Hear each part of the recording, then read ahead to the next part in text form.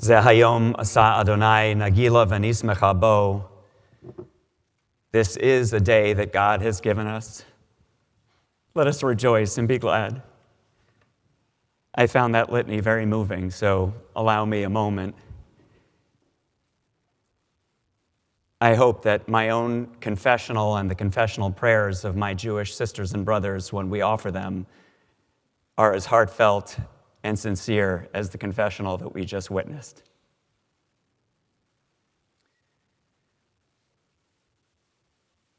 Thank you to our beloved partner, the ELCA. Thank you, Bishop Eaton. Thank you, all the leaders of the Lutheran Church of America, for gathering in celebration of 500 years, not only in rejoicing about all that was, but in confronting who we have been and who we must be. And as was said several times, telling our history differently, which, as we know, has taken on an urgency during this period in human history that we have never felt in many of our lifetimes, as there is a rise of bigotry, racism, and hate, not only in rhetoric, but in policy, that can only be confronted if we come together. As I reflect on the relationship between the Jewish community and the Lutheran Church, I need to locate these remarks in my own personal experience of Lutheranism. Growing up as a New York City Jew who went to a public high school in the Bronx, I didn't know too many Lutherans. The first Lutheran pastor I ever formally met was the Lutheran minister, who I would learn later was a kind of famous guy, Reverend John Heinemeyer, who is profiled in the book Going Public by Mike Geekin, and was a hero of South Bronx churches and later the Greater Boston Interfaith Organization. He was the first pastor, when I arrived in my pulpit in Boston, to introduce himself to me and create a relationship. He had heard that I cared about social justice and wanted to get involved in the Boston community. And he kept pushing me, "Rabbi, why do you care about justice?" And I would say, "Well, I'm a Jew, I'm for justice." And he would say, "No, Rabbi, why do you care about justice?" I said, "Reverend Heinemeyer, I don't know. I went to a public school in the Bronx. I used to ride the subway through the South Bronx every day, and I used to bear witness to the poverty, the suffering, and the pain all around me. And I was agitated between the gap between the social justice message of my tradition and the reality of the South Bronx." And Reverend Heinemeyer said, "That's why you care about justice."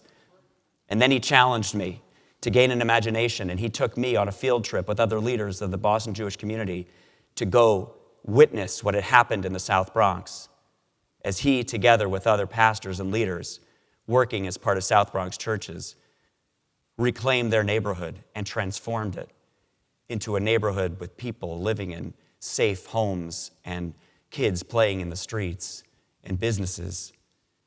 He called those homes Nehemiah. And when I witnessed what he had done, what the people of faith coming together had accomplished, I said to him, "Reverend Heinemeyer, you are the kind of rabbi I need to be." And so it was that I didn't realize there was a context for that experience.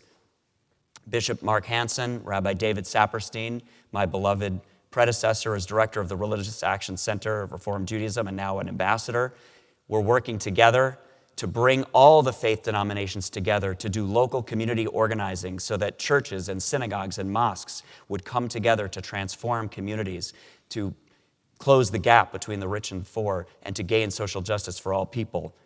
That was the work of the ELCA and the Reformed Jewish movement, and the interdialogue between the Jewish community and the Lutheran community that would lead to the incredible declaration that was passed is a redemptive example of what is possible when communities come together. In fact, when I was able to go national in my work and bring community organizing to the Reformed Jewish movement, I used to call myself the Terry Boggs of Reformed Judaism. Terry Boggs, another Lutheran pastor who worked with the ELCA to try and make it normative in the Lutheran Church across the country to organize at the local level across lines of difference to make change, a post that is now held by my co-conspirator and partner in crime, the Reverend Sue Eng. Together, the Lutheran Church of America and the Reformed Jewish movement are the only religious denominations that focus so exclusively on building these relationships across lines of difference.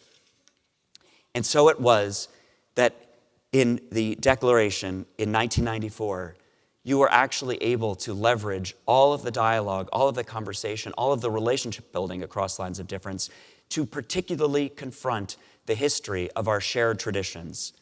Martin Luther, who changed the world, the 95 Theses, which changed the course of modern religion. I, as a representative of the Reform Jewish movement, understand the power of Luther.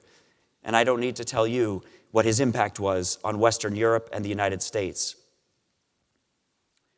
In fact, nearly half the population of the United States follows some form of his teaching. 1 in 8 people on earth. It's incalculable the way that Luther changed the world. And yet, we cannot ignore the anti-Semitism, not just of his time, but of his person and his words. 500 years ago, his call to burn synagogues, to destroy the homes of Jews, to chop off the limbs of rabbis who taught the Torah and the Talmud, and the rest of the vicious and libelous slanders are painful to hear and painful to read. We contemplate with sorrow and horror the violence that was committed in his name, including, of course, in the Holocaust. The words that were used in Nazi propaganda, I was in Berlin just this past summer and saw for myself, and used in his defense during the Nuremberg trials. But today, the ELCA and the Reformed Jewish movement and the Jewish community more broadly are more closely knit than we have ever been before. We share a profound sense of common values and an incredible commitment to the application of those values into the public square, the values of inclusion, of pluralism, of racial and gender equality, and so much more. Over the backdrop of the last 500 years, the work between the Lutheran and Reformed Jewish communities in recent decades is incredible, and it's a blessing. But it didn't happen by accident. It happened because of the work that we did with intentionality, reaching together across lines of difference. Today, so much of this intentional dialoguing and relationship building is needed more than ever, and it has gone through a bit of a lull. Our call to action is to truly renew that spirit. We share a common text and tradition. When we hear the words of our Torah, of the first 5 books of Moses, that repeat 36 different ways, commanding us, you were slaves in Egypt, therefore you shall love the stranger.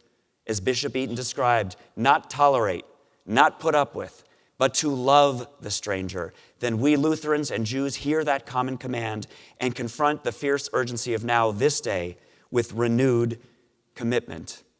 It was Martin Luther who believed not only sola fide, that through faith alone do we find salvation, but also, he wrote, we can no more separate works from faith than heat and light from fire. There is heat, there is light, and there is fire calling us on our works that flow from our faith.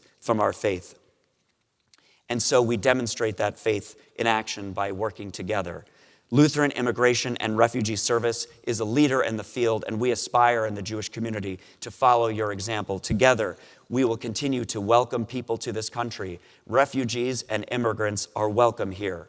Together, we will confront the fact that our dreamers, our children, 800,000 of them, fear being torn from their homes and from their families. And together, Lutherans and Jews will fight to protect and defend them. Because we, as Lutherans,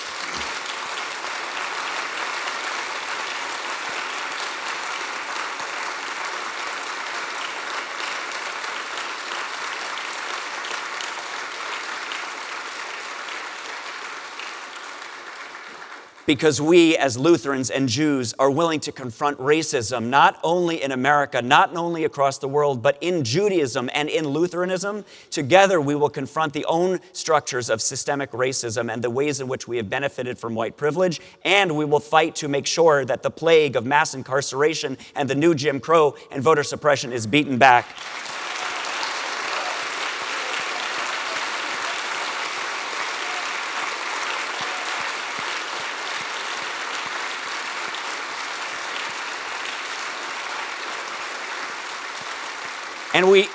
And we know we can do this because this summer, together, Lutherans and Jews, together with our partners across lines of difference, mobilized across the country, and 26 million people continue to have healthcare access that were afraid of losing it because of the work that the mobilized faith community did together.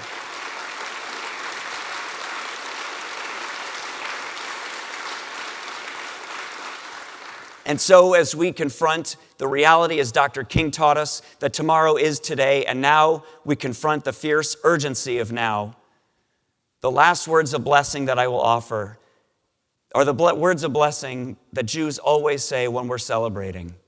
And we celebrate not only the 500 years of the history of this sacred institution, but the 50 years of confronting history, and the 50 and 500 and 5,000 years that we will confront together, a history that we will create of wholeness and justice and peace for all people. Baruch atah Adonai, Eloheinu melech haolam, shehachianu v'kiyamanu v'higianu lazman hazeh. Thank you, God, ruler of the universe, for giving us life, for keeping us alive, and for bringing us to this sacred occasion.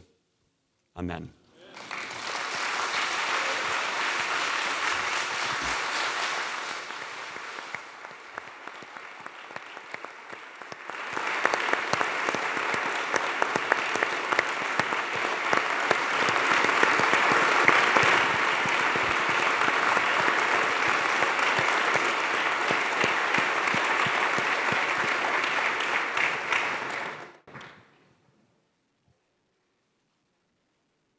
Thank you so much, Rabbi Pesner, for calling us